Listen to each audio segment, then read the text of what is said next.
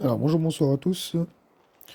Alors petit audio juste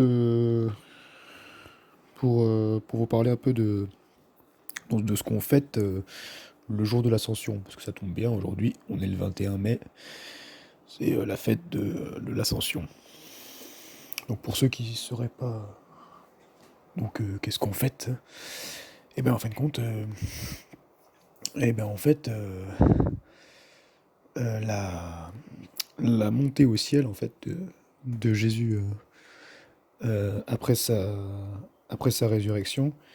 Et après qu'il ait passé 40 jours, en fait, après la résurrection, voilà, à Jérusalem, avec les disciples et tout ça, qu'il ait accompli des miracles, qu'il aurait parlé du royaume de Dieu, tout ça.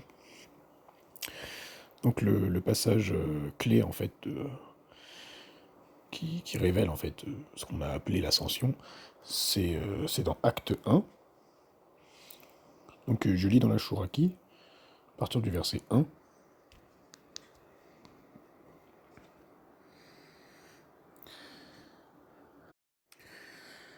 Alors, c'est Luc qui parle hein, dans Acte 1. Donc le premier discours, je l'ai fait au Théophilos, sur tout ce que Yeshua, donc Jésus, a commencé à faire et enseigner jusqu'au jour où, après avoir donné ses prescriptions par le souffle sacré, donc ce qu'on a appelé le Saint-Esprit, aux envoyés qu'il a choisis, donc il a été enlevé.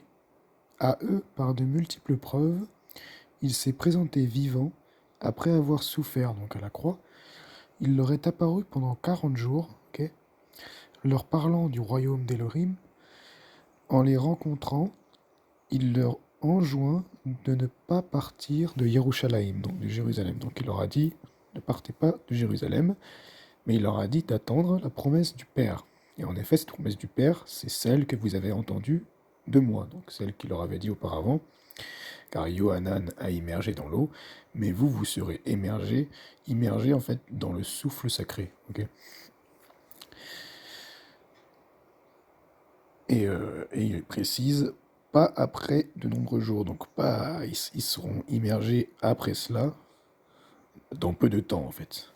Après sa résurrection, dans peu de temps. Donc demeurer à Jérusalem. Ok. Alors quand ils sont réunis, ils le questionnent et lui disent, Seigneur, rétabliras-tu en ce temps-ci, le royaume d'Israël?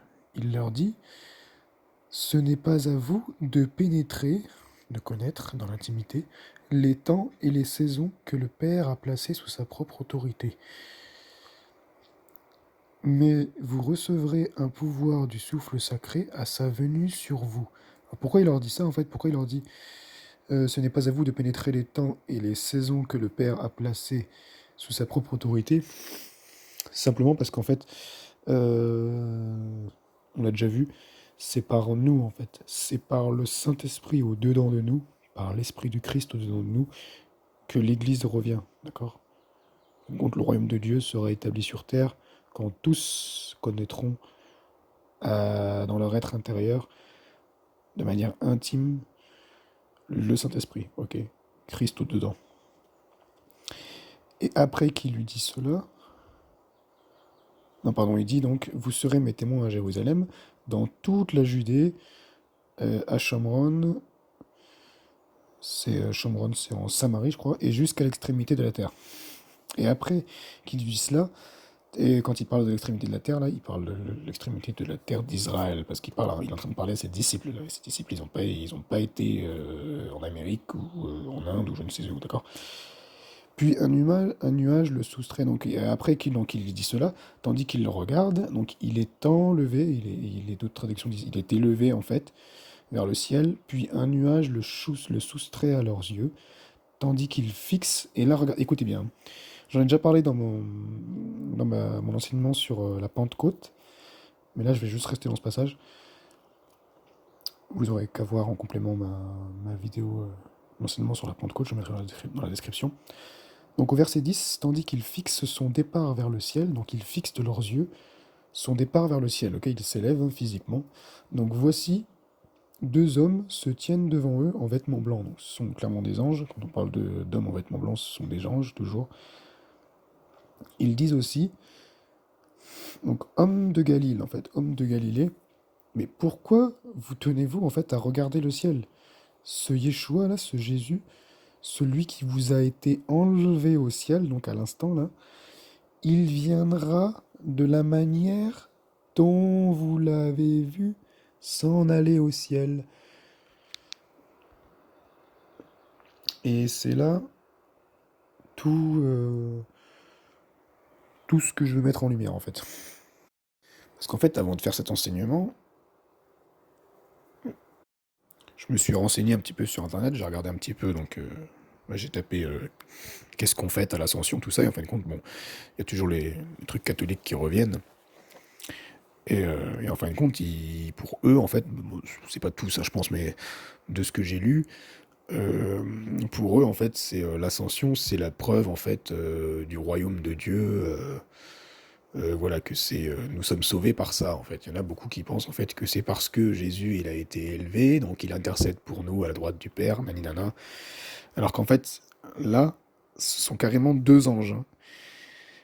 Et en fait, on lit beaucoup trop vite. Au verset 11, c'est clairement écrit, en fait, celui qui vous a été enlevé au ciel, il viendra de la manière dont vous l'avez vu s'en aller au ciel. Et d'autres versions, en fait, vous irez voir dans d'autres versions, mais en fait, compte, c'est dans la notion, en fait, compte que c'est comme si je vous disais, en fait, j'en ai déjà parlé dans mon enseignement sur la Pentecôte, mais je répète de notre manière peut-être.